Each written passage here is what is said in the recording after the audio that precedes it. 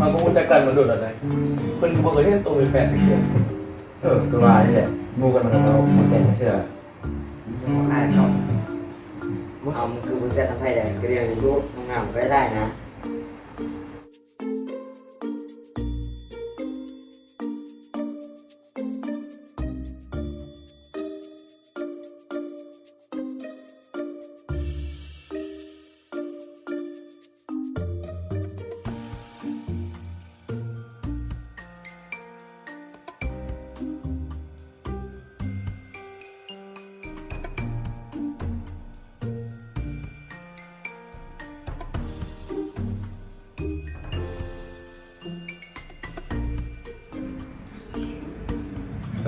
ผู้นี้นี่น่ะ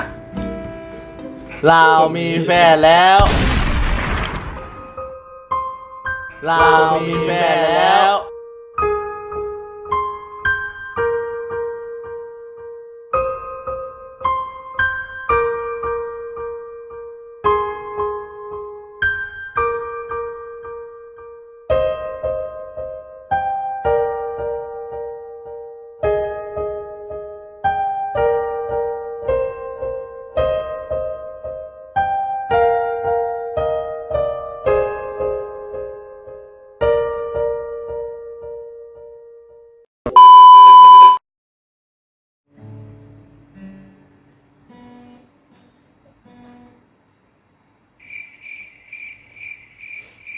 พูดอ่ะ เรื่องเบาๆอะไรอ่ะใจว่ะ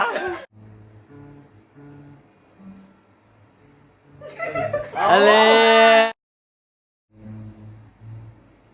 ไม่พูดอ่ะ เอาอีกเขาพูดจักกันมาโดดเลยตัวเนี่ยมูมีแฟนหรือมูเพื่อน ก็ว่านี่แหละผู้จัดการมาโดนแล้วว่าผู้เป็นแฟนเชื่อ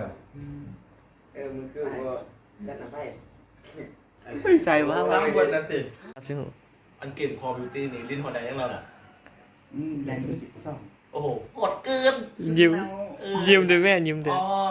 เมื่อวานนี่เนี่ยคุณไปวัดอ่ะไปแล้วให้มันงงอ่ะอันนี้ก็ไอจั่วย่างมาแล้วโอ้บสุกว่ะบ่ได้กินเลย เป็นยัง มันบสุกนี่บ่ได้กินบ้างเลยอ๋อ กินเยอะ เกินมัน